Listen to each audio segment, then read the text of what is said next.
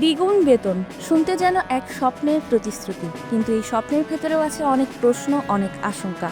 কারণ যখনই নতুন পে স্কেল আসতে থাকে, তখনই মনের ভেতর ভেসে ওঠে সেই পুরানো জিজ্ঞাসা, কার লাভ হবে আর কার ক্ষতি। আগামী 6 মাসের মধ্যে নতুন পে স্কেলের সুপারিশ করার কথা রয়েছে কমিশনের। 10 বছর পর আবার গঠিত এই কমিশন নিয়ে তাই আগ্রহ আর কৌতূহল এখন তুঙ্গে।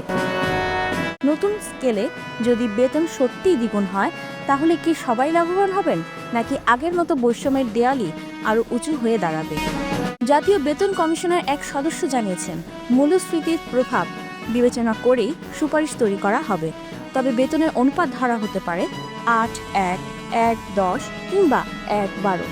এই অনুপাতে বেতন বৃদ্ধি হলে প্রশ্নটা থেকেই যায়, বৈষম্য কি কমবে না আরও বাড়বে? বেতন দ্বিগুণ হলে সর্বোচ্চ মূল বেতন দাঁড়াবে প্রথম গ্রেডে 1,56,000 টাকায়, আর সর্বনিম্ন 20তম গ্রেডে 16,500 টাকায়। অর্থাৎ সর্বনিম্ন গ্রেডের একজন কর্মচারীর বেতন যদি হয় 1 টাকা, তাহলে সর্বোচ্চ গ্রেডের বেতন হবে 8, 10 কিংবা 12 টাকা।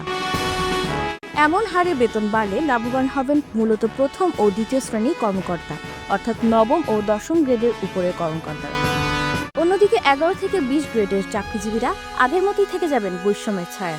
এই পে কমিশনের কাছে আমাদের দাবি হচ্ছে ন্যায্যতার ভিত্তিতে একটি বৈষম্যমুক্ত পে স্কেল। এছাড়া এই পে স্কেল শুধু গুটি কয়েক সরকারি চাকরিজীবীদের জন্য। দেশের বিশাল সংখ্যক বেসরকারি চাকরিজীবীদের বেতন কিন্তু এতে বাড়ছে না।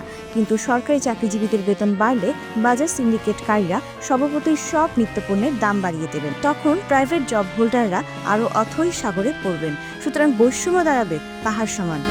নাম প্রকাশে অনিচ্ছুক 20তম গ্রেডের এক কর্মচারী বলেন, বাজারের অবস্থা তো সবার জন্যই এক। উচ্চ গ্রেডের কর্মকর্তাদের ব্যয় যেমন বেড়েছে, আমাদেরও তেমনি বেড়েছে।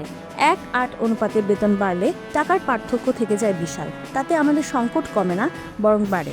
কারণ নতুন পে স্কেল ঘোষণার সঙ্গে সঙ্গেই সবকিছুর দাম বেড়ে যায়।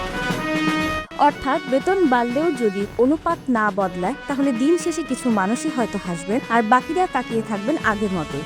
বেতনের কাগজে লেখা অঙ্ক আর জীবনের বাস্তবতার ফারাক।